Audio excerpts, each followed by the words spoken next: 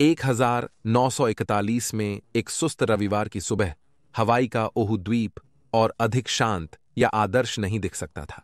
संयुक्त राज्य अमेरिका की प्रशांत वाहन वाहिनी की हालिया सैन डिएगो से पर्ल हार्बर तक की यात्रा उनकी प्रतिष्ठा का केवल प्रदर्शन लगती है। फोर्ड द्वीप के बाहर अमेरिका के 7 प्रमुख युद्धपोत लाइन में थे।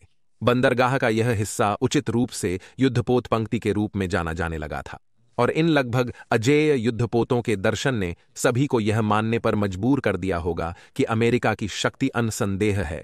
और फिर भी सूरज उदय हो रहा था, शाब्दिक और अलौकिक रूप से एक विशाल विमान सेना पर स्पॉटलाइट डाल रहा था, जो सुबह के आकाश में गुंजायमान था और इतिहास में चला गया।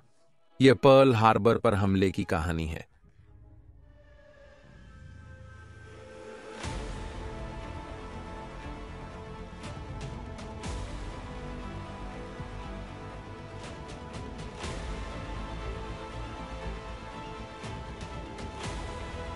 विश्व की युद्धों में आपका स्वागत है।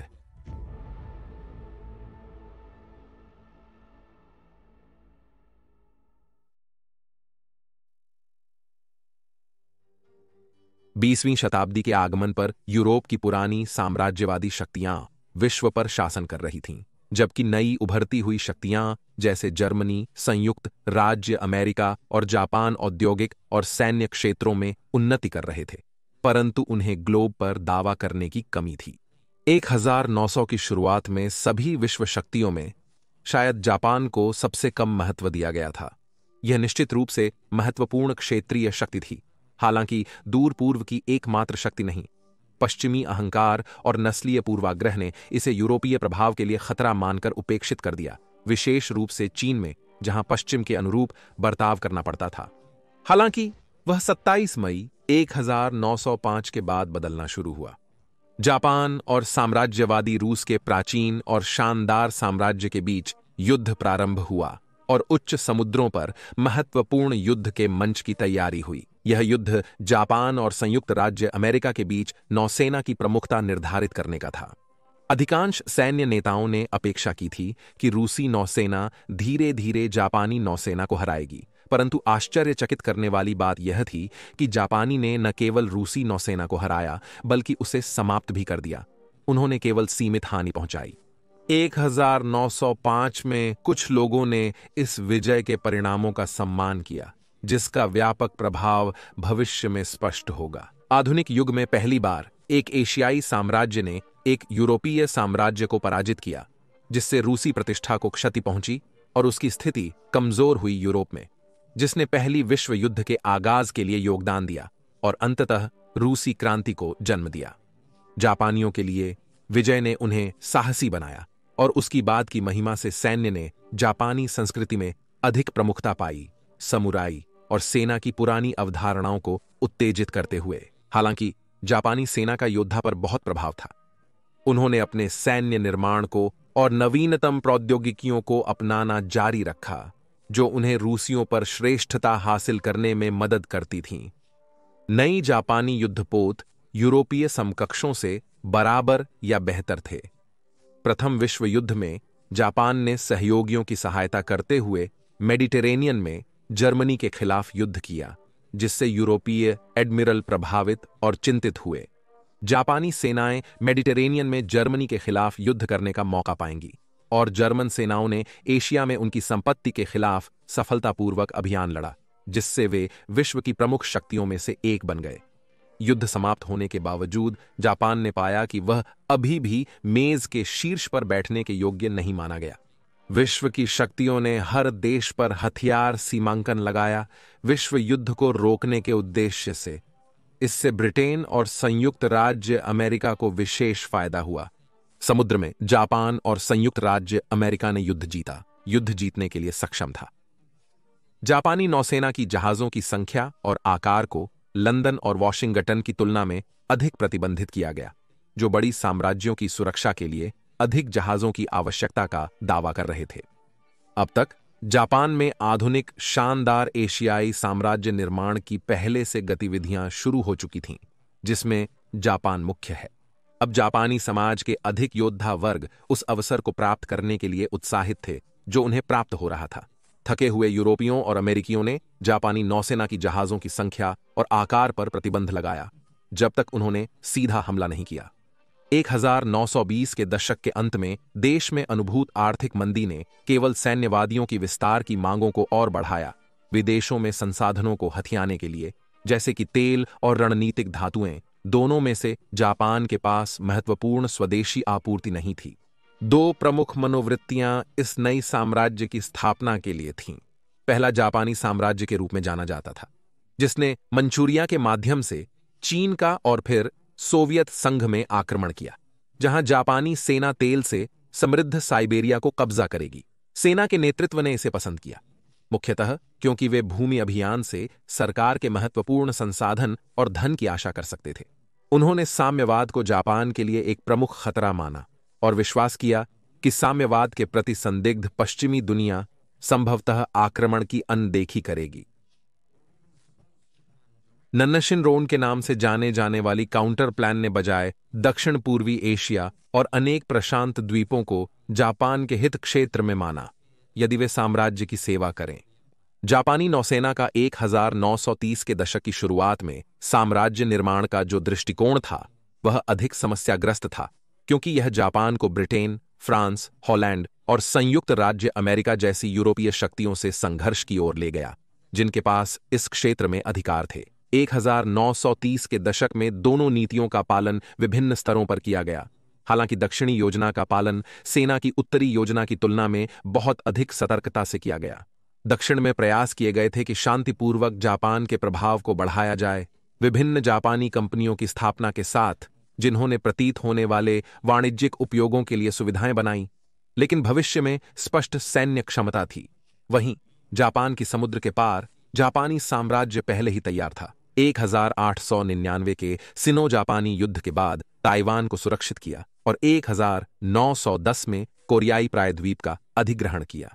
वे अब उत्तरी योजना के पहले भाग की उत्तेजना करने की तैयारी कर रहे थे, दक्षिण पूर्वी चीन के मंचूरिया को कब्जा करने का, जो सेना और अर्थव्यवस्था को बल देगा और उन्हें सोवियत संघ के साथ अंतिम युद्ध के लिए स्टेजिंग ग्राउंड प्रदान करेगा।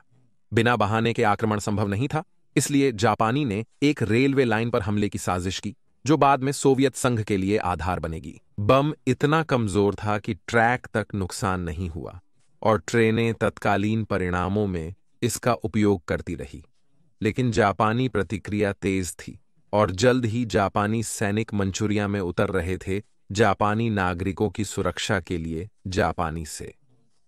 बावजूद संख्यात्मक लाभ की, मंचूरिया के चीनी रक्षक बिल्कुल बाहर चले गए और 6 महीनों में क्षेत्र जापान के अधिकार में आ गया। मंचूकुओं की पुतली राज्य बन गया।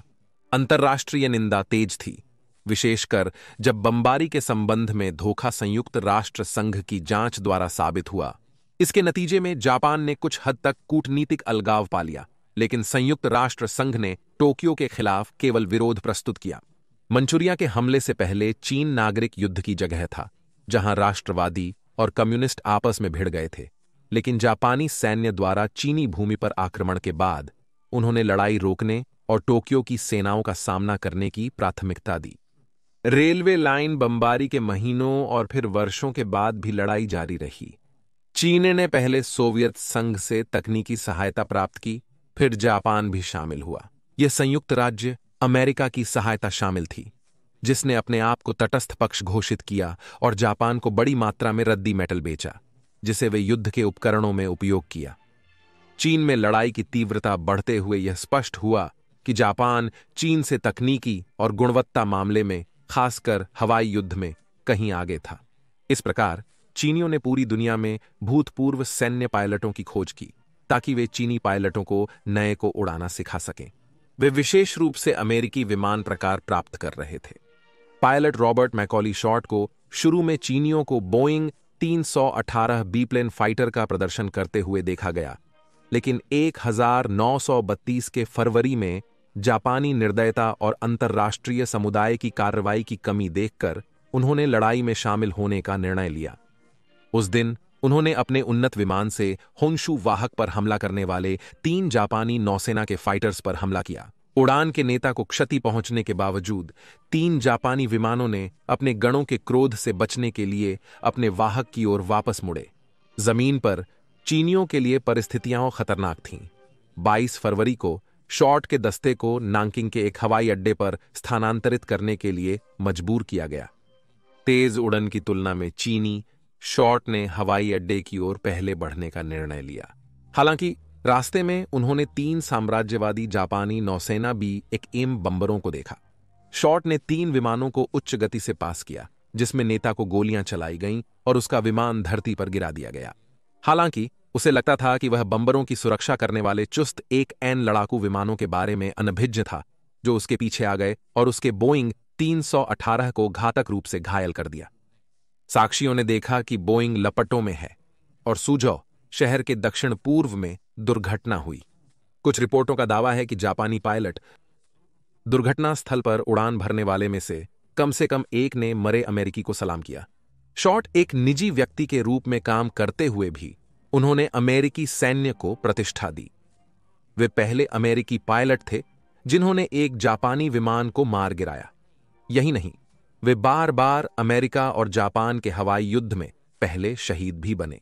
1933 की 2 मई को जापानी और चीनी राजदूतों ने युद्ध विराम के लिए समझौता किया और मंचूरिया और उत्तरी चीन के भागों को अमेरिकी सैन्य से टोक्यो को सौंप दिया। साम्राज्य को एक महान पुरस्कार मिला, लेकिन इसने जापान को संघ से वापस ले जाने के लिए प्रेरित किया, जिन्होंने उन्हें आलोचना की। परंतु चीनी बंदियों और नागरिकों पर जापानी क्रूरता की कहानियां दुनिया भर में फैलने के बावजूद उन्होंने कुछ अन्य हस्तक्षेप कुछ भी नहीं किया। उसके बाद वर्षों तक चीनी सीमा पर अनियमित लड़ाई हुई, जो अधिकतर जापान विरोधी पक्षवादी बलों ने संचालित की, खासकर चीनी लोगों के प्रति वफादार लोगों के लिए। जापानी भी जापानियों के खिलाफ युद्ध में शामिल थे और चीनी भी जापानियों के खिलाफ युद्ध में शामिल थे। लेकिन 1937 की 7 जुलाई की रात चीनी और जापानी सेनाओं ने बीजिंग की ओर जाने वाले मार्को पोलो पुल के पास आग का आदान प्रदान किया। लड़ाई के सही कारण विवादित हैं, परंतु यह संभावना है कि दोनों पक्षों की सेनाओं में भ्रमणा के कारण बढ़े तनाव के कारण शुरू हुई। लड़ाई जल्दी ही पूर्ण युद्ध में बदल गई, जिससे प्रेरित होकर जापानियों द्वारा बुलाई गई चीनी सेनाएं अपनी नई विदेशी सेनाओं पर हमला कर दी। पूर्व मालिक ने जापानी सैनिकों और नागरिकों की हत्या और जापानी संपत्तियों को जलाना शुरू कर दिया। जापानी नागरिकों के खिलाफ हिंसा से आक्रोशित होकर जापानी सेनाओं को जल्दी ही मुख्य द्वीपों से चीनी विद्रोहियों को दबाने के लिए तैनात किया गया और दूसरी सिनो जापानी युद्ध शुरू हो गई। उसके बाद जो लड़ाई हुई वह अपनी बर्बरता में लगभग मध्ययुगीन थी। जापानियों ने सब कुछ छोड़ दिया, नागरिकों का भी कोई बचाव नहीं हुआ। जापानियों द्वारा कब्जा किए गए हर शहर और गांव में हत्या और बलात्कार हुए, और जब उन्होंने चीनी राजधानी नांकिंग पर हमला किया तो किसी को आश्चर्य नहीं हुआ। उस शहर के निवासियों पर जो आतंक पहुंचाया गया, जिसकी संख्या पहले से कब्जा किए गए क्षेत्रों से शरणार्थियों के बाढ़ आने से बढ़ गई थी, वह वर्णन से परे है। शिशुओं से लेकर वृद्धों तक कोई भी बचा नहीं, क्योंकि जापानी कमांडरों को अपने पुरुषों का नियंत्रण खोने लगा। उनकी पुस्तक में, जिसका नाम है नांकिंग का बलात्कार, इतिहासकार आइरिस चांग ने कहा, यदि एक घटना को अनियंत्रित सैन्य साहसिकता की सतह के नीचे छिपे हुए असीम बुराई के एक उदाहरण के रूप में उठाया जा सकता है, तो वह क्षण नांकिंग का बलात्कार है।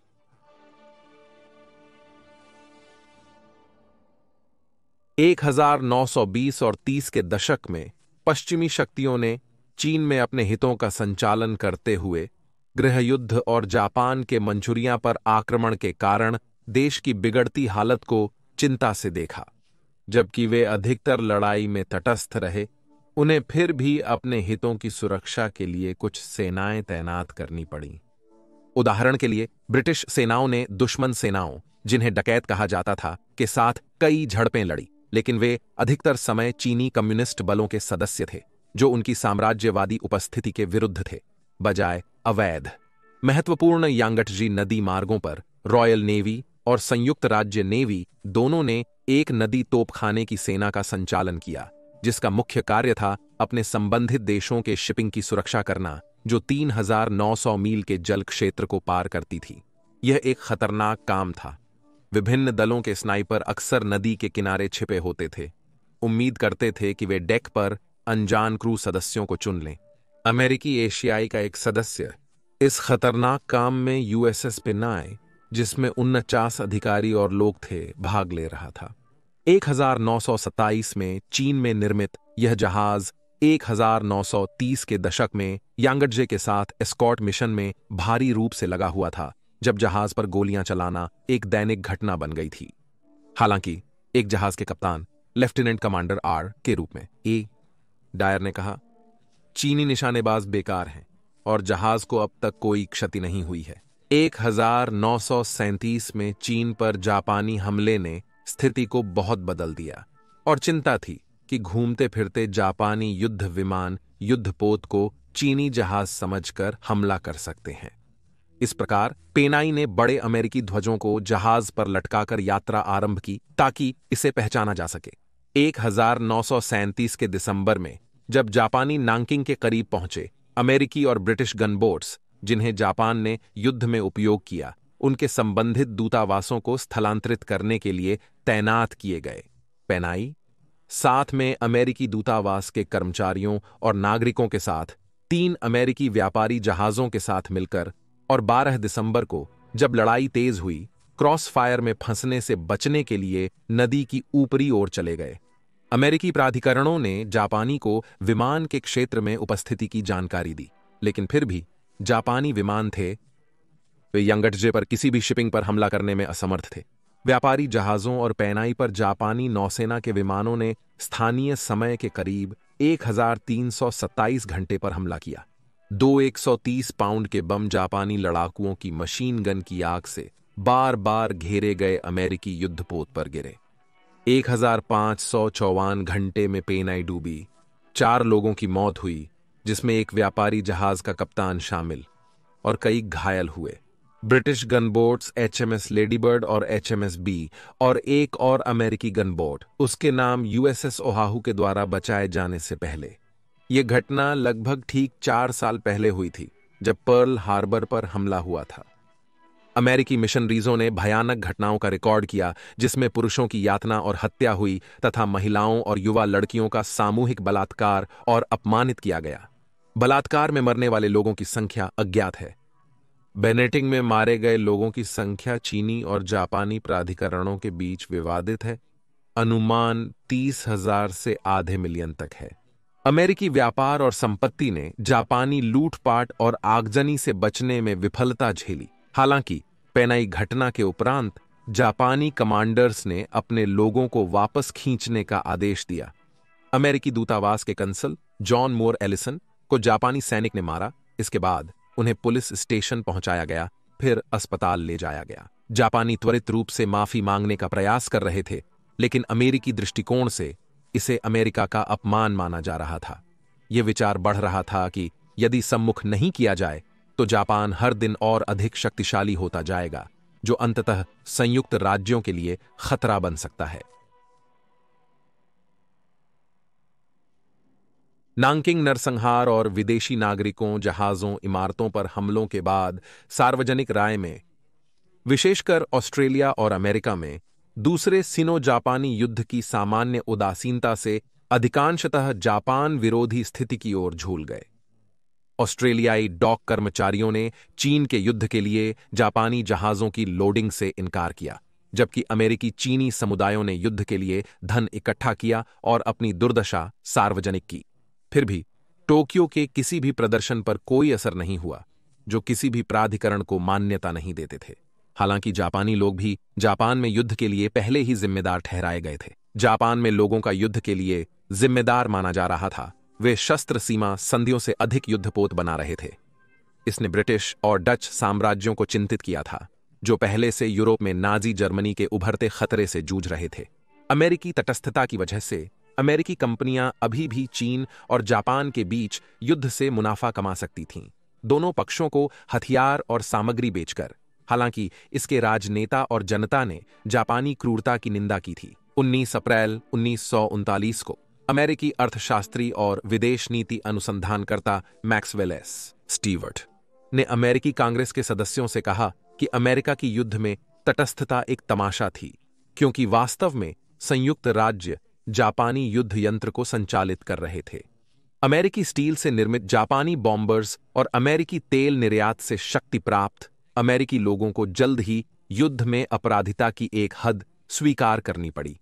लेकिन जब अधिकांश अमेरिकी यूरोपीय मूल के थे तो उन्होंने अपनी रुचि यूरोप में घटनाओं पर केंद्रित की। लेकिन जापान के विरोध में कांग्रेस में आवाजें लगातार बोलती रहीं। जापान के लिए अब इसकी सेना अंततः सोवियत संघ के साथ युद्ध में लगी थी। मनचुकुओं के निर्माण के बाद सोवियत और जापानी सेनाओं ने एक अघोषित सीमा युद्ध में झड़पें लड़ी, परंतु 11 मई को यह पूर्ण युद्ध में बदल गया। जापान में नोमानहान घटना 16 सितंबर 1939 तक चली, जिसमें जापानी छठी सेना का नाश हो गया एवं 8000 से अधिक सैनिक खो गए।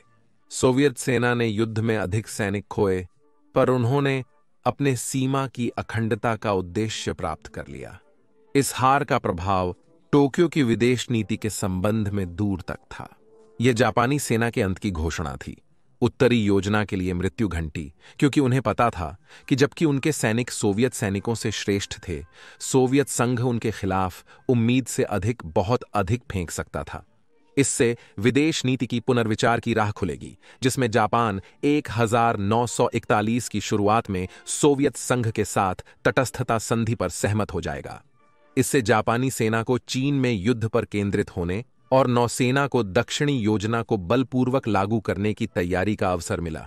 1929 के सितंबर में नाजी जर्मनी के साथ युद्ध ने यूरोप को आग की ज्वाला में लपेट लिया और 1940 के जून तक फ्रांस और हॉलैंड पराजित हो चुके थे। इसने उन्हें उपनिवेश प्रशांत और दक्षिण पूर्वी एशिया में जापानी विस्तार के लिए रास्ता खोल दिया और किसी को इसके बारे में कुछ करने का मौका कम ही मिला। 1940 के 22 सितंबर को जर्मनी की नियामकता के दौरान और टोक्यो बर्लिन संवाद के बीच जापानी सेनाओं ने आधुनिक वियतनाम के रूप में जाने वाले फ्रांसीसी इंडोचीना के उत्तर पर हमला किया। उनका प्रमुख उद्देश्य चीनियों के लिए हैफोंग बंदरगाह के माध्यम से आपूर्ति को काटना था और इसलिए उन्होंने देश के उत्तर में अपनी सेनाओं को बनाए रखा। युद्ध के 21वें दिन जापानी सेना को देश के उत्तर से हटना पड़ा। 26 सितंबर को अगले दिन जापान ने जर्मनी और इटली के साथ मिलकर एक्सिस पावर्स का गठन किया। इन घटनाओं ने लंदन और वॉशिंगटन के भविष्य के संबंध में आश्चर्यजनक प्रभाव डाला। राष्ट्रपति रूजवेल्ट ने एडमिरल हसबैंड ई को कार्य की पूर्वानुमान पर आदेश दिए। प्रशांत वाहिनी के कमांडर किमेल को अपनी वाहिनी का मुख्य आधार सैन डिएगो से पर्ल हार्बर हवाई मेन स्थानांतरित करने का आदेश मिला।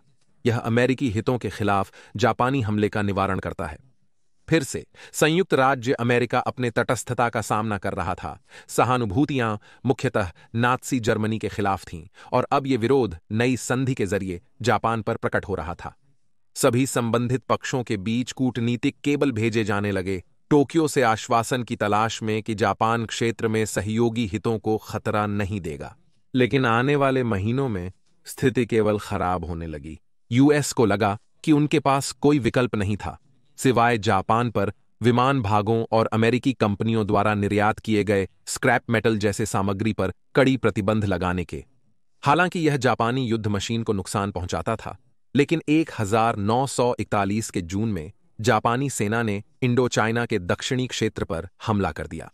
1941 के जुलाई में अमेरिका ने जापान पर तेल प्रतिबंध लगाकर उसे तेल समृद्ध डच पूर्वी इंडीज की ओर मुंह मोड़ने पर बाध्य किया। अब वह अमेरिकी तेल प्राप्त नहीं कर रहा था, लेकिन अब उम्मीद कर रहा था कि अमेरिकी राष्ट्रपति फ्रैंकलिन डी रूजवेल्ट ने कहा कि अगर जापान और हमले करता है तो संयुक्त राज्य प्रतिकारी कदम उठाएगा। उन्होंने बताया कि उन्होंने एशिया से जापान की वापसी पर दबाव बनाया था, लेकिन यह राजनीतिक दृष्टि से सक्षम जापानी सेना के लिए बिल्कुल अस्वीकार्य था। जैसा कि प्रस्तावों में साझा किया गया, संयुक्त राज्य वास्तव में विशालता में नहीं थे। प्रशांत महासागर के डिप्लोमेट्स द्वारा जो संकट के समाधान की खोज में थे, जापानी सैन्य जो उम्मीद कर रहा था कि संयुक्त राज्यों के साथ स्थिति केवल टूटती जाएगी, पहले से ही अमेरिका के साथ युद्ध करने के लिए संभावित विकल्पों का अन्वेषण कर रहे थे। 1884 की 4 अप्रैल को जन्मे इज़ोरोकू यामामोतो 20 वर्ष में जापानी नौसेना अकादमी से स्नातक हो जाएंगे। शुरू में नौसेना तोपखाने में विशेषज्ञता, जो टॉरपीडो और पनडुब्बी जैसे नए हथियारों के परिचय के बावजूद नौसेना युद्ध में अभी भी प्रमुख कारक था। त्सुशिमा में उत्कृष्ट सेवा करके घायल होने के बावजूद वे तेजी से पदों में चढ़े और संयुक्त राज्य अमेरिका में कई उल्लेखनीय विदेशी तैनातियों के लिए चिह्नित हुए। इसके अलावा उन्होंने हार्वर्ड विश्वविद्यालय और वॉशिंगटन के जापानी दूतावास में अध्ययन किया। उनके जापानी और अमेरिकी परिचित अक्सर उनकी जुआ के प्रति लगन का उल्लेख करते थे और उन्हें पूर्व और पश्चिम दोनों से अनेक जुआ के खेलों में एक शार्क माना जाता था। फिर भी उनके कुछ हद तक पारंपरिक करियर के बावजूद 1920 के दशक की शुरुआत में वे कुछ अल्प सैन्य नेता थे जो वास्तव में युद्ध के एक उपकरण के रूप में सैन्य विमान की संभावनाओं को समझते थे। 1910 में जापानी नौसेना को पहला विमान मिला और 1922 में उन्होंने अपना पहला विमान वाहक होशो कमीशन किया। फिर भी दुनिया भर की अन्य नौसेनाओं की तरह नौसेना विमानन को अभी भी केवल युद्धपोतों के समर्थन का हथियार माना जाता था। नौसेना वायुशक्ति में अधिक नवाचार और निवेश के लिए उत्साही 1924 में उन्होंने अपना ध्यान इस नई शाखा की ओर बदल दिया। सबसे पहले विमानन विभाग के प्रमुख के रूप में सेवा करते हुए, उसके पहले कैरियर डिवीजन की कमान संभालने से पहले, एक समूह ब्रिटिश पायलट और इंजीनियर सैमफिल मिशन के तहत जापान के कैरियर जहाज दल के विकास में सहायता कर रहे थे। यह एक ब्रिटिश मिशन था जो जापान के उद्देश्य से प्रशांत में एक बड़े कैरियर जहाज दल का निर्माण करने की कोशिश कर रहा था। जापान को विश्व युद्ध आई में सहयोगी माना गया था और इसका मानना था कि वे कभी भी रॉयल या अमेरिकी नौसेना के बराबर नहीं कर सकते। स्कॉटिश पियर लॉर्ड विलियम फोर्ब्स सैमफिल की देखरेख में ब्रिटिश सहायता युद्ध विमानों का पैमाना जोड़ा गया, जो आगे चलकर जापानी निर्माताओं को प्रेरित करके जापान के नौसेना विमान उद्योग की शुरुआत करेगा। यह आधिकारिक सहायता 18 महीने के बाद समाप्त हो गई, जो कुछ दिनों के लिए थी। हालांकि छोटे समय में बहुत सारी तकनीकी जानकारी पहले ही जापान को सौंप दी गई थी। फिर भी मिशन के समापन के बावजूद लॉर्ड सैमफिल ने ब्रिटिश सैन्य विकासों की जानकारी जापान को देना जारी रखा, जो विरोधाभास में था। 1930 के दशक में लॉर्ड सैमफिल रॉयल नेवी के सदस्य थे। उनकी गतिविधियां सामने आईं, पर उनके राजनीतिक संबंधों ने उन्हें मुकदमे से बचाया और वे 1930 के दशक में जापानी हितों की ओर काम करने जारी रखेंगे। एडमिरल यामामोटो ने 1930 के दशक में समझा कि कैरियर शक्ति अकेले उनकी सपनों की शक्तिशाली नौसेना बनाने के लिए पर्याप्त नहीं है। इसलिए उन्होंने 2 इंजन वाले भूमि आधारित टॉर्पीडो बॉम्बरों की बड़ी नौसेना का आदेश दिया। 1940 तक सैमफिल की तकनीकी सहायता के कारण और यामामोटो जैसे लोगों ने धार्मिक ढांचा प्रदान करने के लिए जापान ने दुनिया की सबसे शक्तिशाली नौसेना विमानन बल का निर्माण कर लिया था, जिसमें 6 बड़े नौसेना कैरियर, 3 छोटे माध्यमिक कैरियर और एक प्रशिक्षण कैरियर शामिल थे। विशाल भूमि बॉम्बर बलों के सहयोग से अब जापान जापानियों को चुनौती देने की स्थिति में है। अब जापान बढ़ते हुए पूर्व सहयोगियों की चुनौती दे रहा था। जब जापान चीन से लड़ रहा था, तब ब्रिटेन, फ्रांस, हॉलैंड और संयुक्त राज्य अमेरिका के साम्राज्यों से युद्ध के लिए यामामोटो उत्साहित नहीं थे। यामामोटो का अमेरिका के बारे में गहरा ज्ञान उन्हें उनके खिलाफ युद्ध योजना बनाने में सहायक बनता था, परंतु यह उन्हें जोखिम के प्रति संवेदनशील भी बनाता था। अपने देश को संयुक्त राज्य अमेरिका से तुलना करते हुए उन्हें यह ज्ञात था कि अमेरिका को भूमि, रेल मार्गों और द्विपक्षीय संबंधों में लाभ है। सामग्री एक आधार पर अमेरिकियों की हिटलर के जर्मनी और यूरोप में होने वाली घटनाओं की चिंता अटलांटिक संचालनों में पहले से ही तैनात अमेरिकी नौसेना की प्राथमिकता को कम करेगी। लेकिन जैसे ही जापान के साथ युद्ध शुरू हुआ, अमेरिकी अटलांटिक नौसेना का अधिकांश उनके खिलाफ तैनात किया गया। फिर वहां अमेरिका का शक्तिशाली औद्योगिक संगठन होगा, जो विशाल होने के साथ साथ जापान की तरह सामरिक सामग्री के आयात पर इतना भारी नहीं था और इसलिए पनडुब्बियों और विमानों के साथ विघ्नित करना अधिक कठिन होगा।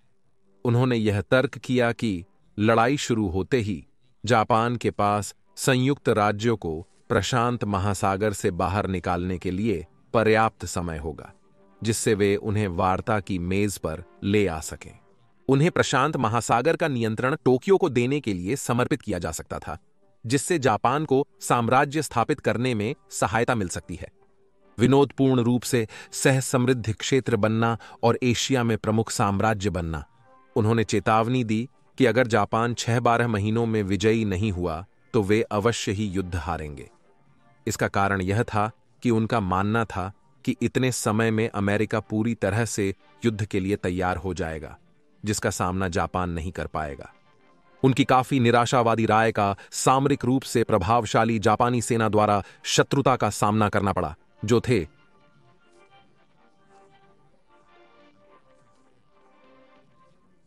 अमेरिका द्वारा पराजित होने की अपेक्षा अमेरिका द्वारा पराजित होने की संभावना अधिक थी। जापानी सेना ने पहले ही सोच लिया था कि अमेरिका के साथ युद्ध कैसे हो सकता है, और उनकी अधिकांश योजना अमेरिका के विशाल पैमाने पर आक्रमण के संबंध में थी। जापानी सेना ने पहले ही अमेरिका के साथ युद्ध की योजना बना ली थी, फिलीपींस क्षेत्र के संदर्भ में।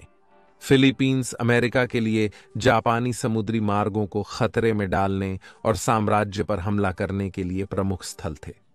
किसी भी संघर्ष का एक मुख्य घटक यह होगा कि वहां पहले से ही स्थित अमेरिकी सेनाओं को जल्दी ही पराजित किया जाए, जिससे जापानी द्वीप श्रृंखला को मजबूत कर सकें और इसे एक कूदने का स्थल के रूप में उपयोग कर सकें जब यह अपने मुख्य आधार पर्ल हार्बर से मोबाइलाइज हो गया होता।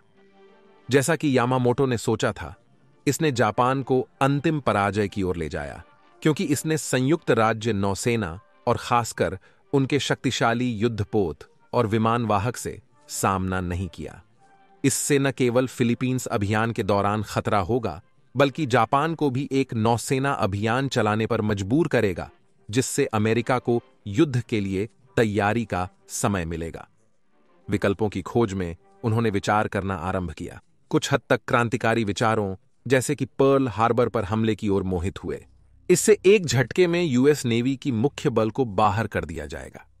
उन्होंने अपने विकल्पों पर विचार करते समय बर्लिन और रोम के जापानी नौसेना अधिकारियों की रिपोर्टों से जाना कि 11 नवंबर 1940 को ब्रिटिश और इतालवी बलों के बीच युद्ध हुआ था। ब्रिटिश रॉयल नेवी ने पुराने फेरी स्वॉर्डफिश बीप्लेन का उपयोग करके यूएस नेवी पर हमला करने के लिए एयरशिप उड़ाई थी। ब्रिटिश रॉयल नेवी ने HMS इलस्ट्रियस से इतालवी सतही नौसेना पर तारंतो हार्बर में हवाई हमला किया। इतालवी लोगों ने माना कि हार्बर वायुमय टॉर्पीडो का चालन उथला है और किसी भी हवाई हमले को महत्वपूर्ण क्षति पहुंचाने से पहले ही देख लिया जाएगा। और फिर भी रात में दोनों ही विश्वास टूट गए। हालांकि हवाई हमले से इतालवी नौसेना को नष्ट नहीं किया गया, परंतु ऐसा भारी नुकसान हुआ कि उसे मेडिटेरेनियन में कई दिनों के लिए लड़ाई से बाहर निकाला गया। यामामोटो ने अमेरिकी नौसेना से सामना करने की बजाय पर्ल हार्बर में बंधे हुए उनके खिलाफ पूर्व संक्रामक हमले के लिए दबाव डाला, जिसे वे प्राप्त करने की आशा कर रहे थे। उन्होंने तारंतो में ब्रिटिश हमले से अधिक महत्वपूर्ण हमले की संभावना देखी, जिसमें जापानी नौसेना के 6 भारी वाहक, नवीनतम योद्धा, बमबारी और टॉर्पीडो विमान शामिल थे। सभी मिलकर पहले हार्बर की सुरक्षा वाले अमेरिकी विमानों का नष्ट और फिर अमेरिकी युद्धपोतों और वाहकों का समाप्त करने पर काम कर रहे थे। जापान के जनरल पहले योजना से अविश्वस्त थे। उन्होंने बर्मा, मनिला और फिलीपींस में उतरने का समर्थन किया। डर था कि अगर अमेरिका द्वारा जापान के 60% वाहक खोजे जाएं और पर्ल हार्बर पर हमले से पहले या बाद में नष्ट कर दिए जाएं, तो वे तुरंत युद्ध हार जाएंगे। यामामोटो ने लिखा, अंत में यामामोटो विवाद जीत गए और पर्ल हार्बर पर हमले की तैयारी शुरू हो गई। हालांकि यामामोटो की महत्वाकांक्षा के रास्ते में कई बाधाएं थीं। पर्ल हार्बर तारंतो हार्बर की तरह एक उथले पानी के खंड में स्थित था, जिसने टॉर्पीडो वाले विमानों के लिए समस्याएं उत्पन्न की। यामामोटो ने कहा, वे अमेरिकी युद्धपोतों के खिलाफ प्रयास करेंगे। एक विमान से पानी में टॉर्पीडो डालने पर यह 100 फीट से अधिक की गहराई तक डाइव करेगा और फिर ऊपर खींचकर समतल हो जाएगा। पर्ल हार्बर में इसका मतलब था कि टॉर्पीडो के लगभग सभी कीचड़ में दफन हो जाएंगे, जो कुछ स्थानों पर सिर्फ 100 फीट गहरा था। अमेरिकी इतने आत्मविश्वासी थे कि वायु श्रेष्ठ टॉर्पीडो वहां के जहाजों के लिए खतरा नहीं बन सकते।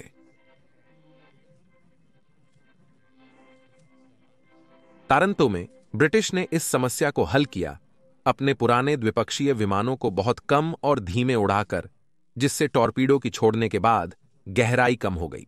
लेकिन जापानियों के पास अधिक उन्नत एकपक्षीय टॉर्पीडो बमबारी विमान थे, उनके लिए यह विकल्प नहीं था। अंततः जापानी इंजीनियरों ने टॉर्पीडो की गहराई कम करने के लिए इसकी नाक और पूंछ से जुड़े लकड़ी के फिक्सचर का समाधान निकाला।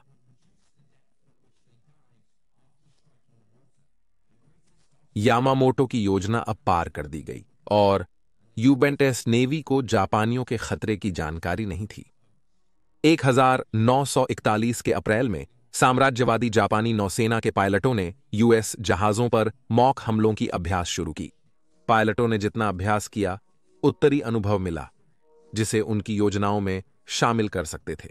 उनकी सहायता के लिए जापानी एडमिरलों ने पर्ल हार्बर के विशाल मॉडल निर्माण करवाया और हमले की योजना के हर विवरण को अंतिम रूप दिया। लेकिन उन्हें इसे पूरा करने के लिए गुप्त जानकारी चाहिए थी।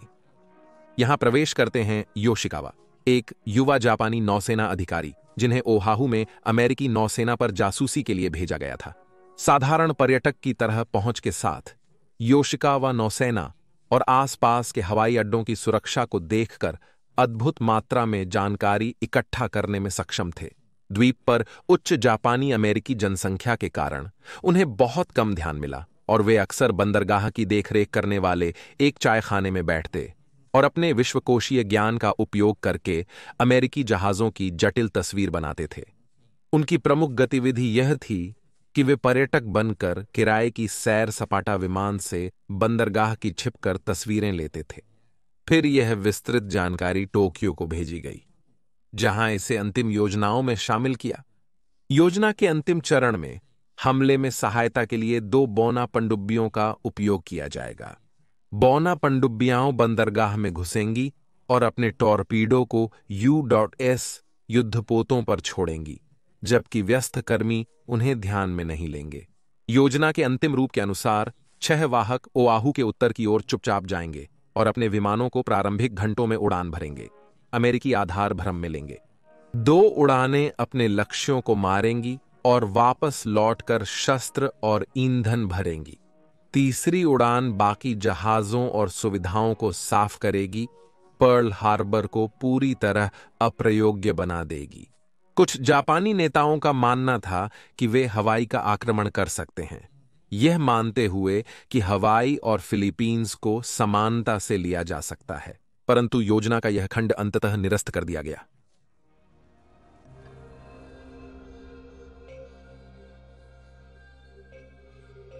नवंबर के शुरू में भी दोनों पक्षों की आशा थी कि अंतिम क्षण में युद्ध टाला जा सकता है। 20 नवंबर को जापानियों ने अमेरिका और ब्रिटिश साम्राज्य के साथ युद्ध टालने का अपना अंतिम प्रस्ताव पेश किया। उन्होंने इंडो चीन से वापसी और दक्षिण पूर्वी चीन में विस्तार रोकने का सुझाव दिया। 20 तारीख को जापान ने अमेरिका से अपने सख्त प्रतिबंधों को हटाने और 1 मिलियन गैलन विमानन ईंधन की मांग की। अमेरिका ने यह प्रस्ताव स्वीकार्य नहीं माना और एक प्रतियाचना जारी की कि जापान को एक तरफा रूप से मुख्य भूमि चीन से वापसी करनी होगी। यह टोक्यो के लिए सोचने की बात थी, जो अब जानते थे कि युद्ध आ रहा है। इस दौरान यामामोटो पहले ही अपने विमानवाहक, युद्धपोत, क्रूजर, नष्टकर्ता और पनडुब्बियों की नौसेना का संगठन कर रहे थे। यूएस ने पहले ही एक विमानवाहक नौसेना संगठित की, जिसमें 2 भारी, 1 हल्का क्रूजर, 2 युद्धपोत, 9 नष्टकर्ता, 8 टैंकर, 23 पनडुब्बियां और 5 बौनी पनडुब्बियां शामिल थीं। इस नौसेना का मुख्य घटक स्वाभाविक रूप से एडमिरल नागुमो की कमान में उनके विमानों के साथ 6 नौसेना वाहक थे। मिलकर इन 6 जहाजों ने 400 से अधिक विमानों की सेना को ले लिया। नागातो युद्धपोत की देखरेख करते हुए यामामोटो ने अमेरिका से इंडोचीन के लिए वापसी का आदेश दिया। अमेरिका ने 226 नवंबर 1921 को इतिहास की सबसे शक्तिशाली वाहक बल को समुद्र में निकालने का आदेश दिया था। जबकि कूटनीतिक स्थिति असुलझी हुई लग रही थी, लेकिन उत्साही जुआड़ी जानता था कि यह उसकी पहली पासा फेंक सबसे महत्वपूर्ण और संभावित रूप से सबसे समस्याग्रस्त होगी। उसकी योजना आश्चर्य पर निर्भर थी। फिर भी टोक्यो और वॉशिंगटन के बीच के तनाव को देखते हुए अमेरिका समझ जाएगा कि उसकी नौसेना नष्ट हो जाएगी। अमेरिका इतनी बड़ी नौसेना की कमी महसूस करेगा और खोज शुरू करेगा। अमेरिकी यह समझेंगे कि हवाई ओर जाने का क्या मतलब है और वे अपनी नौसेना और विमानों को रोकने के लिए तैनात कर सकते हैं। उनकी नौसेना को 12,000 मील का सफर पूरा करने में लगभग 2 सप्ताह लगेंगे, बिना किसी विलंब के।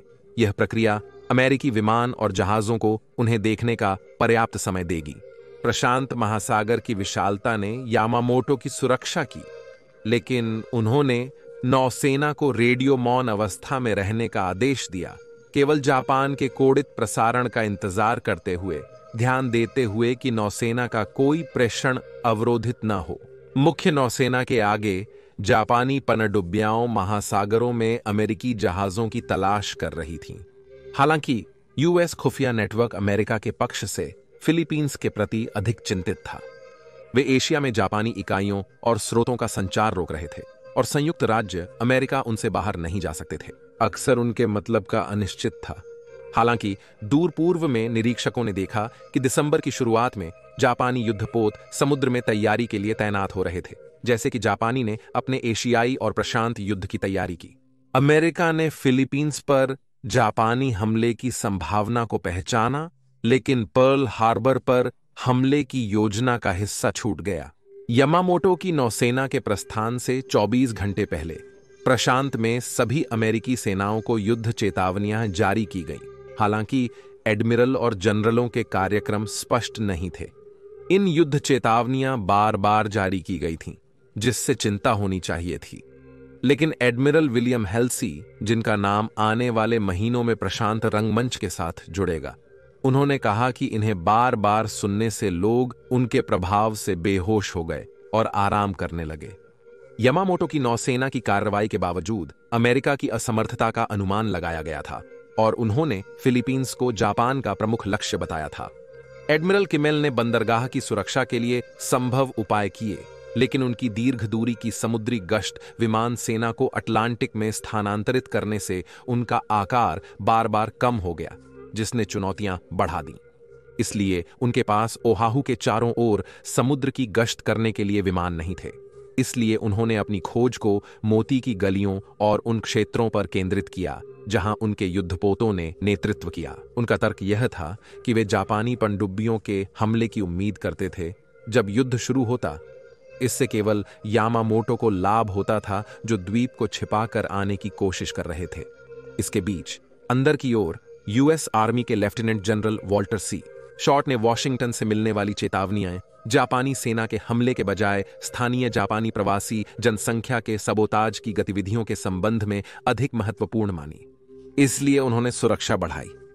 अपने हवाई अड्डों पर, जहां विमानों को एक साथ बंद करके सुरक्षित किया जाता है, कई सैनिकों ने इन आदेशों का उत्तर दिया, जो शॉर्ट द्वारा संदर्भित जापानी आप्रवासियों के बारे में जानते थे और उन पर भरोसा नहीं करते थे कि वे अमेरिका के खिलाफ सबोटाज करेंगे या जापान का समर्थन करेंगे। सेना और नौसेना की असंगत प्रतिक्रियाएं युद्ध चेतावनियों के प्रति ओहाहू की सुरक्षा में एक गंभीर समस्या को प्रकट करती है। वहां स्थित अमेरिकी बलों की समग्र कमान के लिए कोई एक व्यक्ति नहीं था। साथ ही चेतावनियों के प्रति तुच्छापन की भावना, क्या करना है इसकी अस्पष्टता और यह सामान्य धारणा कि युद्ध फिलीपींस में शुरू होगा, इसका मतलब था कि पर्ल हार्बर पर सीधे हमले की किसी ने संभावना नहीं जताई और इस प्रकार आकस्मिक हमले को रोकने के लिए उपयोगी उपायों को नजरअंदाज कर दिया गया था। अमेरिकी तथा यूएस एयरफोर्स को भविष्य की घटनाओं का कोई अनुमान नहीं था। 1941 के दिसंबर 2 को हिरोशिमा बे में नागातो से यामामोटो ने हमले की सेना को एक संचार भेजने का आदेश दिया। उसमें लिखा था, माउंट निताका चढ़ो। यह आदेश पर्ल हार्बर पर हमला करने के लिए दिया गया था। शुरुआत से ही यामामोटो ने जोर दिया था कि विजय की कुंजी पैसिफिक फ्लीट में उनके 3 अमेरिकी वाहकों को नष्ट करना होगा। ये थे यूएस एयरफोर्स और यूएसएस एंटरप्राइज, साराटोगा, लेक्सिंगटन। लेकिन संकट के समय हवाई पट्टियां बनने के कारण वे शांति के अंतिम दिनों में बहुत सक्रिय हो गए और उन सभी को एक साथ पकड़ने का अवसर नागुमो की पकड़ से फिसलने लगा था। साराटोगा यूडेस महत्वपूर्ण रिफिट के कारण 7 दिसंबर को पर्ल हार्बर में नहीं थी, जिसने केवल एंटरप्राइज और लेक्सिंगटन को छोड़ दिया। 8 नवंबर को एंटरप्राइज ने पर्ल से निकलने के लिए यूएस मरीन कोर के 12 FHRF वाइल्ड कैट लड़ाकू विमानों को वेक द्वीप ले जाने का आदेश पाया। फिर हमले की शुरुआत से सिर्फ 2 दिन पहले लेक्सिंगटन भी विमान वितरित करने में व्यस्त था, इस बार मिडवे द्वीप को। इस प्रकार जापानी नौसेना को हैरानी हुई क्योंकि वाहक उनके आगमन पर वहां नहीं थे। यही पूरा विचार था हमले का, इन वाहकों को युद्ध से बाहर करने का, उससे पहले कि वे अमेरिका को विजयी बना सकें। जापानियों ने यहां पहुंचने के लिए सब कुछ खोया था और मुख्य लक्ष्य पूरी तरह से फायरिंग लाइन से बाहर थे। फिर भी हमले को आगे बढ़ने के लिए आदेश दिया गया। वे अभी भी अमेरिकी नौसेना पर एक शक्तिशाली प्रहार कर सकते थे, जो उन्हें किसी भी भविष्य की सामना में और अधिक कमजोर कर देगा, जहां 3 कैरियर्स को अधिकाधिक श्रेष्ठ जापानी संख्याओं का उपयोग करके नष्ट किया जा सकता है। 1941 के दिसंबर में शांति के अंतिम घंटों में अमेरिकी कोड ब्रेकर्स ने प्रशांत महासागर में कोडित संचारों को इंटरसेप्ट करना शुरू कर दिया। उन्हें पूरी बात नहीं पता थी, लेकिन उन्होंने सोचा कि जापानी दक्षिण पूर्व एशिया और फिलीपींस पर हमला करेंगे। लेकिन सूर्य ओआहू पर उगने से पहले पर्ल हार्बर तक ऐसी कोई चेतावनी नहीं पहुंचती।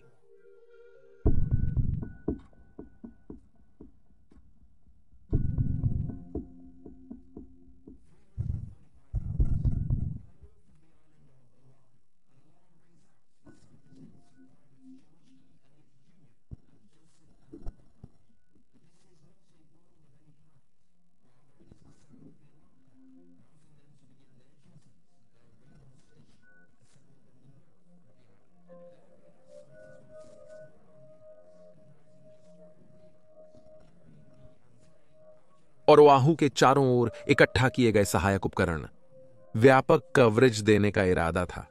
ओपाना स्थल 532 फीट की ऊंचाई पर स्थित, जहां 2 रेडार संचालकों के पास SSCR 270 रेडार एंटीना के द्वारा विमानों की खोज के लिए महासागर का अद्वितीय दृश्य है।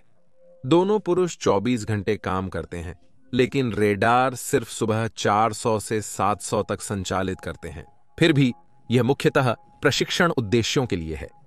उनका अधिकांश समय साइट की रखरखाव और सुरक्षा में बीतता है, ताकि वे स्थानीय लोगों के बर्बाद और जासूसी करने से बच सकें। एक गोल डिश और घूमती हुई बीम वाले सामान्य रेडार स्क्रीन के बजाय यह प्रारंभिक रेडार सेट एक ओसिलोस्कोप का उपयोग करता है, जो प्रदर्शन उत्पन्न करता है जब कोई वस्तु संसूचित होती है। यह उन्हें वहां कुछ होने की सूचना दे सकता है, यह उन्हें उसकी पहचान नहीं दे सकता। 357 घंटे प्रारंभिक घंटों में ओहाहू के समुद्री जलों में अमेरिकी युद्धपोतों में से एक विक्स वर्गीय नष्टकर्णक USS वॉर्ड की कमान लेफ्टिनेंट कमांडर विलियम W के पास थी। आउटरब्रिज, जिन्होंने केवल 2 दिन पहले ही जहाज की कप्तानी संभाली थी। एक अन्य युद्धपोत USS कॉन्डोर, जो वॉर्ड पर निगरानी कर रहे थे, उन्होंने संकेत दिया कि उन्होंने पानी में पेरिस्कोप देखा है। इस प्रकार आउटरब्रिज ने अपने लोगों से संभावित जापानी पनडुब्बी की खोज करने का आदेश दिया। 600 घंटे जापानी विमानों की पहली लहर वाहकों से उड़ने लगती है, कमांडर मित्सुओ फुशिदा की नेतृत्व में। इसमें 183 विमान हैं, 3 समूहों में विभाजित। 2 समूहों को पर्ल के निकटवर्ती हवाई अड्डों पर हमला करने के आदेश हैं, ताकि मुख्य समूह युद्धपोत लाइन पर हमला कर सके। युद्धपोत USS निवाडा के अनुसार इंसाइन जोसेफ के टॉसिक जूनियर को फोरनून वॉच कमांड के लिए जगाया गया। शांत रविवार की सुबह बंदरगाह के डेक अधिकारी होना आमतौर पर उबाऊ होता है। इस प्रकार टॉसिक ने कुछ करने के लिए अपने दिमाग को खोजा। उसे याद आया कि वे पर्ल में प्रवेश करने के बाद से जहाज को चलाने के लिए केवल एक बॉयलर जलाया गया था। इसीलिए उसने फिर जलाने के आदेश देने का निर्णय लिया, अगर उसे और कर्मचारियों को कुछ करने की जरूरत पड़ी। 630 घंटे समुद्र में एक समूह मोनोप्लेन्स डाइव बॉम्बर्स एक कैरियर के डेक से उड़ान भर रहे हैं, लेकिन ये अमेरिकी विमान हैं, न कि जापानी। पर्ल हार्बर के 200 मील पश्चिम में विमानवाहक यूएसएस एंटरप्राइज जल यात्रा कर रहा है और इसमें 18 डगलस एसबीडी डाइव बॉम्बर्स को लॉन्च करने का काम चल रहा है। एंटरप्राइज का पर्ल हार्बर में पहले प्रवेश होना चाहिए था, लेकिन एक तूफान ने उन्हें 24 घंटे देर से पहुंचने पर मजबूर किया। एसबीडीज को फोर्ड पर पहुंचने से पहले क्षेत्र गश्त करने के लिए कहा गया है। 637 घंटे। यूएसएस वॉर्ड एक अमेरिकी जहाज की निगरानी कर रहा है। इस बार एक यूएस नेवी सप्लाई जहाज एंटारेस, जो 500 टन के बार्ज के साथ पर्ल के प्रवेश द्वार की ओर जा रहा है। एंटारेस को उम्मीद है कि टगबोट उसे बार्ज से राहत देगा, लेकिन जब समय पर पहुंचने में विफल होता है तो एंटारेस को पर्ल के प्रवेश स्पष्ट रखने के लिए बजाय टग दिखाने की पूर्व की ओर कोर्स बदलना पड़ता है। हालांकि जहाज के मुड़ने पर क्रू सदस्यों ने एक छोटी सफेद जागृति पर ध्यान दिया। लगता है कि वे उनका पीछा कर रहे हैं। समझते हुए कि यह पेरिस्कोप है, एंटारेस ने त्वरित रूप से यूएसएस वॉर्ड की ओर संकेत दिया और हमले की संवेदना दिखाई। इस पर आउटरब्रिज ने क्रू को सामान्य क्वार्टर्स में जाने का आदेश दिया और पनडुब्बी को रोकने की कोशिश की। एक कक्षणीय पीबीवाई कैटलिना भी दृश्य पर झूलती है। लक्ष्य के स्थान को चिह्नित करने के लिए धुआं बम डालती है। वॉर्ड अपनी 4 इंच डेक गन से आग खोलता है, ताजा गति से सबमरीन को पार करता है और गहराई चार्ज डालता है, जिससे जापानी जहाज नष्ट हो जाता है और उसके 2 क्रू सदस्य मर जाते हैं। आउटर ब्रिज तत्काल पर्ल हार्बर हमले की योजना के लिए एक कोडित संदेश भेजता है, लेकिन संदेश को डिकोड करने में देरी के बाद एडमिरल किमेल को यह प्रस्तुत किया जाता है, जो इसकी पुष्टि करने के लिए कहते हैं कि यह झूठी चेतावनी नहीं है। 700 घंटे। अनजान प्राइवेट एलियट और लॉकहार्ट अपनी वॉच के अंतिम समय पर हैं। वे समुद्री नाटक के लिए और राहत दल के आगमन और नाश्ते की प्रतीक्षा कर रहे हैं। नए एलियट ने अपनी इकाई में अधिक समय प्लॉटिंग टेबल पर बिताया, जहां उन्होंने लॉकहार्ट द्वारा मानचित्र पर देखे गए किसी भी ट्रैक्स को मार्क किया, उससे पहले कि वह जानकारी मुख्यालय को भेज दे। अब तक कुछ ऐसा नहीं हुआ। जब वे अपने बेस के लिए ट्रक का इंतजार कर रहे थे, दोनों पुरुषों ने थोड़ा समय मरने के लिए अतिरिक्त प्रशिक्षण लेने का निर्णय किया, जिसमें वे एलियट लॉकहार्ट की दिशा में ऑस्किलोस्कोप का प्रबंधन करेंगे। ऑस्किलोस्कोप, जैसा कि यह सुबह के अधिकांश समय कर रहा था, क्षैतिज को स्कैन करते हुए केवल एक समतल रेखा खींचता है, यानी कुछ भी नहीं खोज रहा है, लेकिन फिर अचानक उछाल देता है। अपनी पढ़ाई के दौरान लॉकहार्ट उछाल के आकार से हैरान है, जो उन्हें बड़ी संख्या में विमानों की उपस्थिति दिखा रहा है, जो कि उन्होंने कभी एक साथ नहीं देखी। पुरुषों ने तुरंत होनोलुलु में फोर्ट शाफ्टर से संपर्क किया अपनी खोजों की रिपोर्ट करने के लिए। निजी जोसेफ मैकडोनाल्ड प्लॉटिंग कक्ष में लेफ्टिनेंट कर्मिट टायलर की तलाश में हैं। टायलर लॉकहार्ट की अविश्वसनीयता के बावजूद रिपोर्ट को खारिज करते हैं।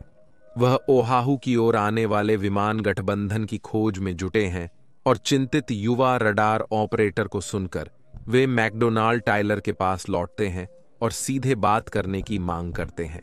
लेफ्टिनेंट टायलर लॉकहार्ट और एलियट से कहते हैं कि उन्हें ट्रैक अनदेखी करनी चाहिए, क्योंकि वे अमेरिका से व्हीलर फील्ड पर B-17 फ्लाइंग फोर्ट्रेस बॉम्बर्स उड़ान भरने की उम्मीद कर रहे हैं। लॉकहार्ट, एलियट और मैकडोनाल्ड इससे संतुष्ट नहीं हैं, लेकिन उन्हें अपने वरिष्ठ के आदेशों का पालन करना पड़ता है।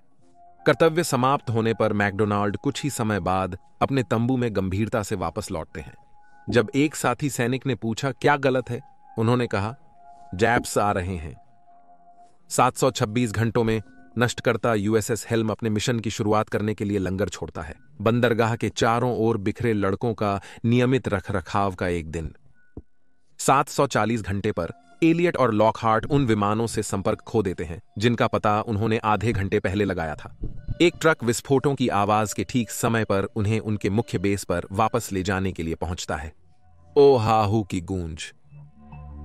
764 घंटों में कमांडर मित्सुओ फुशिदा ने हमले का आदेश दिया। प्रशांत महासागरीय नौसेना के पुरुषों की नींद खुलते ही बंदरगाह एरो इंजनों की आवाज से गूंज उठता है। अभी भी कई लोग निकटतम खतरे से अनजान हैं। उन्हें लगता है कि वे विमान नौसेना या सेना के पायलटों हैं जो सुबह की प्रशिक्षण कर रहे होते हैं। सुबह के ध्वजारोहण समारोह के समय यूएसएस नेवाड़ा जैसे जहाजों पर संगीत बजता है। यह केवल पहले विस्फोट शुरू होने पर होता है। वे अंततः समझ जाते हैं, जापानियों ने पर्ल हार्बर पर अमेरिकियों को पूरी तरह से पकड़ लिया है। युद्धपोत रो शुरुआती हमलों में सबसे ज्यादा प्रभावित होता है। जब यूएसएस ओक्लाहोमा को 2 टॉर्पीडोज से हिट किया जाता है, जिससे युद्धपोत के खोल को नुकसान होता है। कुछ ही समय बाद तीसरा टॉर्पीडो युद्धपोत को प्रहार करके लगभग उलट देता है।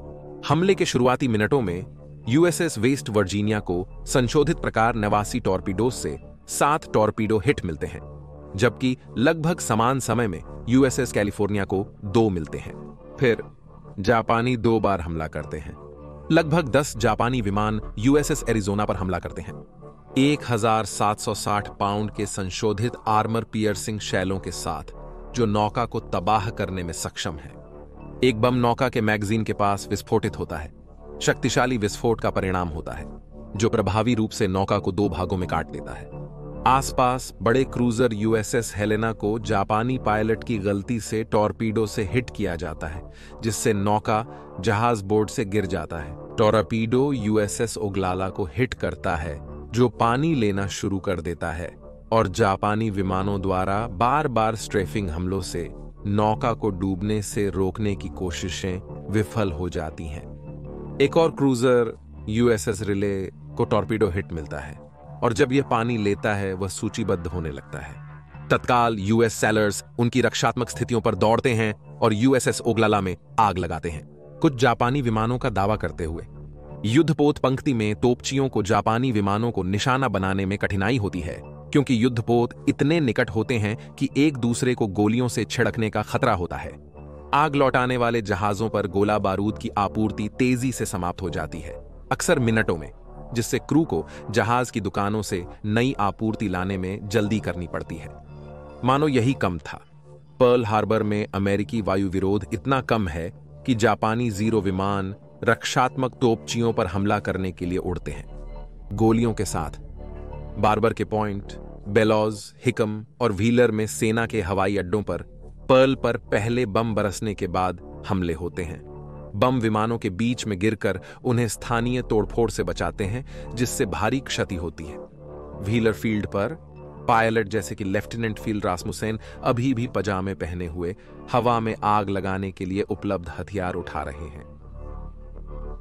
फील्ड पर हमले के ठहराव के दौरान रासमुसेन और सहयोगी ने क्षति का मूल्यांकन किया। उनके P-30-8 और P-40 विमान ज्यादातर जल रहे हैं, परंतु कुछ अक्षत बच गए हैं। उन्होंने तत्परता से हथियार और ईंधन से भरा और उड़ान भरने के लिए तैयार किया। बावजूद अपरिहार्य होने और रासमुसेन के P-30-6 की कमतरता जापानी जीरो के सामर्थ्य से, वह फिर भी एक जापानी लड़ाकू विमान को गिराने में सफल होता है। कुल मिलाकर व्हीलर के पायलट 11 जापानी विमानों को गिराने में सफल होते हैं, लेकिन यह सिर्फ एक बूंद थी समुद्र में उनके खिलाफ लाए जा रहे कुल बल की तुलना में। हमले के दौरान एंटरप्राइज के SBDs पर्ल हार्बर पहुंचे और वहां की स्थिति पर विश्वास नहीं कर पा रहे थे। लगभग तुरंत ही उन पर सिर्फ जापानी विमानों के हमले ही नहीं, बल्कि अमेरिकी गनर्स के हमले भी होते हैं, जो उन्हें जापानी कैरियर बॉम्बर्स से भिन्न करने में असमर्थ होते हैं, और इसके परिणाम स्वरूप 7 को उनके उतरने से पहले ही गिर दिया जाता है। थोड़ी देर में जिनका आगमन होने की उम्मीद थी, B-17 लेफ्टिनेंट टाइलर पर भी जापानी पायलट और अमेरिकी गनर्स ने आग की। कई विमानों को क्षति हुई और हिकम फील्ड के भारी वायु हमले के कारण बॉम्बर्स नजदीकी हवाई अड्डों की ओर मुड़े। 817 घंटे। नष्टकर्ता USS हेल्म, जिसे अनलोड करने की योजना की गई थी। हमले के बावजूद बंदरगाह के बुएयों की रखरखाव के काम के लिए बंदरगाह छोड़ने की तैयारी हो रही है। जैसे ही नष्टकर्ता खाड़ी को खोलने के लिए चला जाता है, जहां यह कम से कम हमलों का सामना कर सकता है, एक निगरानी वाला एक नजदीकी प्रवाल पर फंसी हुई वस्तु को देखता है और उसे जल्द ही 2 मनुष्य की बौनी पनडुब्बी के रूप में जानता है। स्टारबोर्ड की ओर मुड़ते हुए हेल्म बौनी पनडुब्बी पर आग खोलता है, लेकिन चूकता है और पनडुब्बी तुरंत भाग जाती है। यह ज्यादा समय नहीं लेगा, क्योंकि पनडुब्बी फिर से प्रवाल पर है। अंततः बोर्ड पर मौजूद दोनों पुरुष पनडुब्बी छोड़ देंगे, जिससे एक डूब जाएगा और दूसरा काजुजो साकामाकी अमेरिका का नागरिक बन जाएगा। पहला जापानी युद्ध बंदी। 827 घंटे। नष्ट करने वाले USS मोनागन को वार्ड की सहायता के लिए थोड़ी देर पहले ही समुद्र की ओर जाने का आदेश दिया गया था जब इस पर हमला हुआ। बंदरगाह छोड़ने के प्रयास में यह एक बोना समुद्री उपकरण को देखता है जो बेड़ा पर हमला कर रहा है और इसके कप्तान ने इसे टक्कर देने के लिए पूरी गति के आदेश दिए। पनडुब्बी को 50 यार्ड छूटने के बाद नष्टकर्ता एक गहराई बम डालता है, जिसका विस्फोट इसके पिछले हिस्से को पानी से ऊपर उठा देता है और स्टीयरिंग तंत्र को क्षतिग्रस्त करता है। नियंत्रण खोने पर जहाज नाव से टकराता है, परंतु केवल हल्का नुकसान होता है। 830 घंटे। यूएसएस अल्विन के नष्ट करने वाले जल्दी से क्रूज जहाज को हिलाकर और डॉक से दूर कर रहे हैं ताकि वे बैठे बतख न बने। समुद्री छुट्टी पर अधिकारियों के साथ, क्रू के अधिकांश सदस्यों को होने के साथ, ऑल्विन अपने नियमित क्रू के 50% से कम और युवा एनसाइन स्टैनली बी के साथ बोर्ड पर भाप बनाना शुरू कर देता है। कप्लान कमांड में। कप्लान समुद्र में मात्र 8 महीने हैं। अब वह भारी आग वाले नष्टकर्ता की कमान संभाल और नरसंहार से बचने की कोशिश कर रहा है। नष्टकर्ता चलने की शुरुआत के साथ ही निगरानी करने वाले अधिकारियों ने जहाज के कप्तान को मोटर लॉन्च में बोर्ड करते हुए देखा, उन्हें पहुंचने से पहले। लेकिन कप्लान को पर्ल के नष्टकर्ता बल के कमांडर के आदेश हैं कि वह रुके नहीं या धीमा नहीं हो, और वह पुरुषों को पीछे छोड़ देता है। उसकी पहली कमांड पर गनर्स ऑल्विन को समुद्र की ओर ले जाते हैं और ऊपर के जापानी विमानों पर फायर करते हैं। लगभग निरंतर हवाई हमले के 3/4 घंटे के बाद युद्धपोत रो अग्नि में छोड़ दिया जाता है जैसे ही पहली लहर। जापानी युद्ध विमान अपने हमले खत्म करके अपने वाहकों की ओर लौटते हैं, लेकिन दूसरी लहर दूर नहीं है। 840 घंटे। एक टॉर्पीडो हिट के बावजूद, जिसने भारी बाढ़ का कारण बना, युद्धपोत यूएसएस नेवाडा एनसाइन टॉसिक के फैसले की वजह से दूसरे जहाज के बॉयलर को जलाने में सक्षम होता है। वह कार्य जो 2 घंटे में संपन्न होना चाहिए था, केवल 40 मिनट में हो गया, और शक्तिशाली युद्धपोत अब मूरिंग्स से मुक्त और जापानी के लिए कोई बैठा बत्तख नहीं है। 854 घंटे। हमलों की दूसरी लहर शुरू होती है एक जापानी बल के साथ, जिसमें 35 लड़ाकू, 70-8 डाइव बम्बर और 50-4 उच्च ऊंचाई बम्बर शामिल हैं। हालांकि अब अमेरिकी बल सक्रिय हो गए हैं और दूसरी लहर से मुकाबला कर रहे हैं। 7 दिसंबर को हुए अधिकांश जापानी हानियां दूसरी लहर में होती हैं और इसे नजरअंदाज नहीं किया जाता है। एडमिरल नागुमो द्वारा। 950 घंटे। बार बार जापानी डाइव बॉम्बर्स के हमलों से बचते हुए यूएसएस नेवाड़ा खुले समुद्र की ओर जा रहा है, जिसे 5 हिट किया गया है। 250 किलोग्राम जापानी बम। जापानी पर्ल के चैनल में युद्धपोत को डूबने के लिए प्रयास कर रहे हैं, प्रवेश निकास को रोकने और नुकसान बढ़ाने की आशा में। ओहाहू में सेनाओं के लिए ये हल्के बम युद्धपोत को नुकसान पहुंचाते हैं, लेकिन इसे डुबाने के लिए पर्याप्त नहीं है। फिर भी वे आग लगा देते हैं, जो इसकी कठिनाई में फंसे कर्मचारियों के लिए जापानी जितना खतरनाक है। 10 घंटे। उनके बम, गोलियां, टॉर्पीडो खत्म हो गए और ईंधन कम हो गया। अंतिम जापानी पायलट अपने विमान वाहकों पर वापस आ रहे हैं, उम्मीद करते हैं कि उन्हें अगले हमले के लिए तैयार किया जाएगा। विरक्ति के साथ एडमिरल नागुमो ने कई के लिए तीसरे हमले की मार को रद्द कर दिया। नागुमो ने बताया कि उनके अधिकांश लक्ष्य पहले ही प्राप्त हो चुके थे, सिवाय कैरियर्स के। वह यदि अमेरिकियों ने और हमलों की तैयारी की होती तो उसे अपने पायलटों और विमानों की बेवजह कुर्बानी देनी पड़ती, जिससे उसकी शक्ति कम होती, जो अमेरिकी कैरियर्स के खिलाफ अनिवार्य युद्ध में चाहिए होती। जब उसके सभी विमान वापस आते हैं, उस सुबह उसने जो 350 विमान युद्ध में भेजे थे, उनमें से 19 खो गए हैं, जो कि पहुंचाई गई क्षति के लिए अपेक्षाकृत छोटी संख्या है। 1030 घंटे। नेवाड़ा के क्रू की बहादुरी के बावजूद पर्ल हार्बर से बचने का प्रयास बमों की आग से विफल हो गया। युद्धपोत डूबने का भय महसूस करते हुए क्रू को आदेश दिया गया कि वह जहाज को नजदीकी फोर्ड द्वीप पर किनारे पर चलाएं। एक कीट और छोटे माइनस्वीपर के साथ नेवाड़ा हॉस्पिटल पॉइंट पर किनारे को मारने के बाद अब वह मोबाइल नहीं है।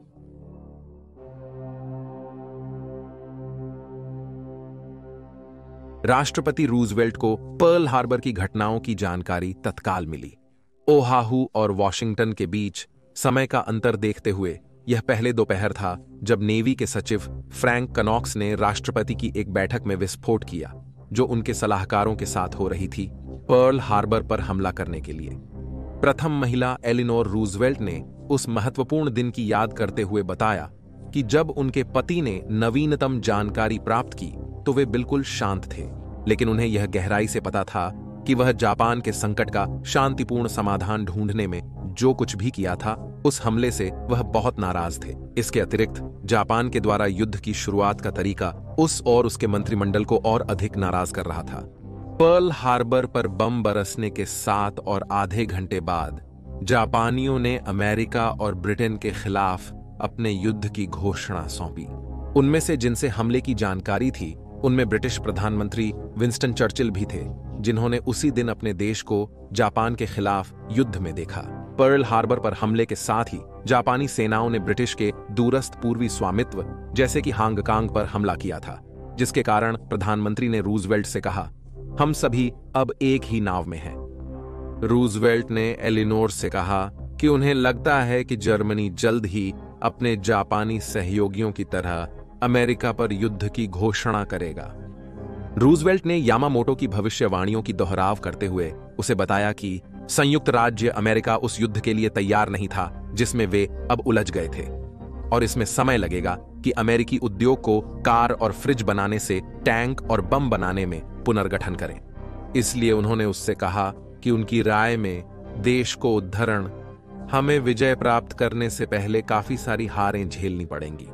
ज्ञानयुक्त होकर एलिनोर रूजवेल्ट ने उस रात अपने साप्ताहिक निर्धारित कार्यक्रम के लिए रेडियो पर जाने का निर्णय लिया, जिसके श्रोता चौंके, गुस्से और डरे हुए थे। उन्होंने आश्वासन दिया कि जो भी हमसे मांगा जाएगा हम पूरा करेंगे। हम अमेरिका के मुक्त और अजेय लोग हैं। जब वह अमेरिकी घरों से बात कर रही थी, तब उनके पति ने अपनी सचिव ग्रेस टली के साथ अगले दिन संग्रेस को देने के लिए एक भाषण तैयार कर रहे थे। शाम को वह और उनकी मंत्रिमंडल नवीनतम रिपोर्टों पर चर्चा करने के लिए मिले, और खबर भयावह थी। घटनास्थल से बढ़ती हताहत रिपोर्टों और एक साथ अनेक जहाजों के क्षतिग्रस्त होने से यूएस नेवी की प्रशांत वाहिनी को संघर्ष के पहले दौर में महत्वपूर्ण झटका लगा था। बचत की कृपा यह थी कि यूएस के वाहकों को चमत्कारिक रूप से सभी को बचा लिया गया था।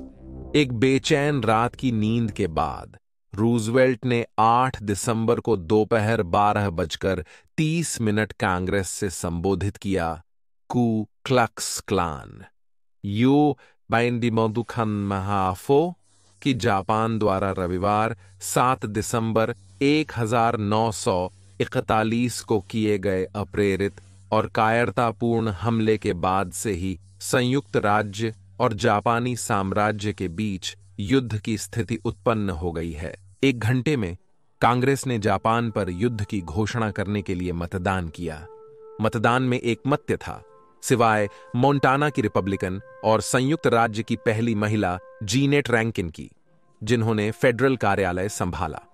रैंकिन ने युद्ध की घोषणा के खिलाफ मतदान किया और दूसरों के दबाव से इनकार किया, यहां तक कि जब वे पब्लिकली उनकी आलोचना और सीटी भी सुनते थे।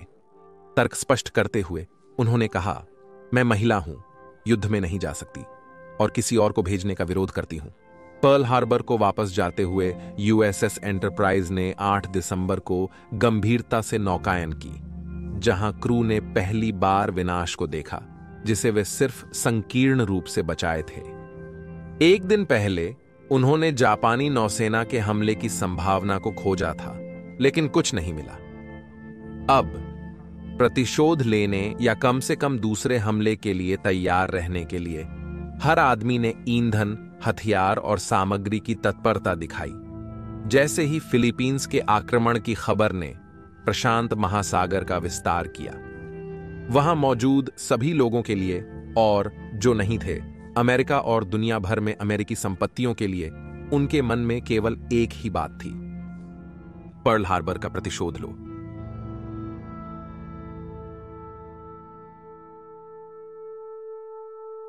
पर्ल हार्बर पर हुए हमले में 2335 अमेरिकी सेवाकर्मी और 67 नागरिक मारे गए थे। 1178 अन्य लोग घायल हुए थे। जापानियों ने 4 युद्धपोतों को डुबा दिया, 4 अन्य को गंभीर रूप से क्षतिग्रस्त किया और कई क्रूजर और सहायक जहाजों को भी क्षतिग्रस्त किया। साथ ही 390 विमान नष्ट कर दिए गए। फिर भी अमेरिकी वाहकों के बचने का परिणाम था कि हमला अंततः जापान को केवल वही 6 महीने दिलाएगा जिसे यामामोटो ने सहयोगियों को पराजित करने के लिए आवश्यक समझा था। यह कुछ ऐसा था जिसमें जापान विफल रह जाएगा। 1942 के जून में मिडवे युद्ध में पर्ल हार्बर पर हमला करने वाले 4 वाहक अमेरिकी वायु शक्ति खो दी गई।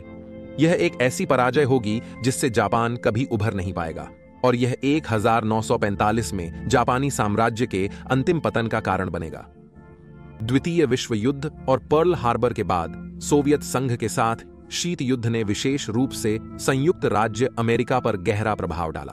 संयुक्त राज्य अमेरिका ने हमेशा आकस्मिक हमले का डर लिया, खासकर परमाणु हथियारों से, और इसलिए उन्होंने पूर्व सूचना प्रणालियों और खुफिया इकट्ठा करने की तकनीकों में अरबों डॉलर निवेश किया। उन्होंने सोवियतों के खिलाफ एक बड़े पुनर्युद्धास्त्रीकरण कार्यक्रम शुरू किया। इससे संयुक्त राज्य अमेरिका 7 दिसंबर 1941 के जैसी स्थिति में हमेशा तैयार रह सके।